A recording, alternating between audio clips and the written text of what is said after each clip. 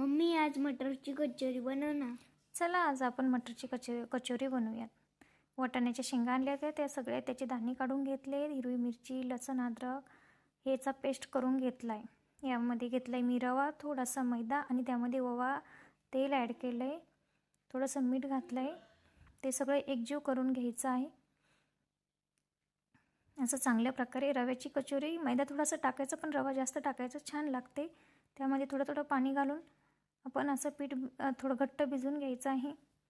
चला आपण जे मटर, लाल हिरवी मिरची, कोथिंबीर, अद्रकची पेस्ट केली होती ती थोडीशी तेलामध्ये जिरं टाकून परतून घेऊयात. थोडंसं बडीशोप ही घालून घ्यायची तिखटामध्ये. चवीनुसार मीठ टाकायचं आहे. त्याला चांगल्या प्रकारे हलवून एकजीव करायचं आहे. तुम्हाला जर तिखट पाहिजे तर थोडीशी लाल मिरची त्यामध्ये ॲड करू शकता. हे सगळं मिश्रणला एकजीव करूयात. जे आपण पीठ भिजवून घेतलं होतं त्याच्या छोट्या छोट्या कचोऱ्या बनवून घेऊयात. अशा प्रकारे खूप सोपी आणि चविष्ट बनते ही कचोरी, मटर कचोरी. तुम्ही नक्की ट्राय करून बघा. अशा प्रकारे त्याचं सारण भरून घ्यायचं आहे गोल गोल करून. त्याला आता वरती सगळे टोक एकत्र करून असं थोडंसं फिरून घ्यायचं आहे. त्याचं तोंड चांगल्या प्रकारे असं दाबायचं आहे आणि थोडंसं, खूप मोठ्याही नाही, छोट्या छोट्या कचोऱ्या बनवायच्या आपल्याला. अशा प्रकारे हे बघा दुसरीही एक भरून दाखवली मी, ही दुसरी भरून दाखवते. अशा प्रकारे त्यामध्ये सारण भरून घ्यायचं आहे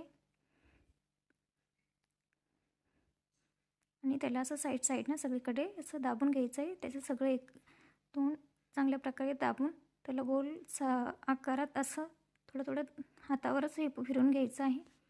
चला तर आता आपण तळून घेऊयात. हे बघा तेल तपलं आहे, मी कचोरी त्यामध्ये सोडलं आहे 2. खूप कमी गॅसमध्ये थोडा वेळ चांगल्या प्रकारे तळू द्यायचं आहे. त्याला थोडं खालीवर हलवत राहायचं आहे. कमी गॅसमध्येच ही कचोरी चांगली होऊ द्यायची आहे. चांगली लाल होईपर्यंत कचोरी तळून घ्यायची आहे. हे बघा अशा प्रकारे आपली कचोरी छानपैकी अशी फुगलेली आहे आणि चवीलाही खूप सुंदर होते ही कचोरी. तुम्ही नक्की ट्राय करून बघा. तुम्हाला जर माझे व्हिडिओ आवडत असेल तर लाईक, कमेंट आणि सबस्क्राईब करायला विसरू नका. हे बघा किती क्रिस्पी झाली आपली कचोरी, खायलाही खूप टेस्टी झाली. या मग मंडळी खायला. थँक्यू.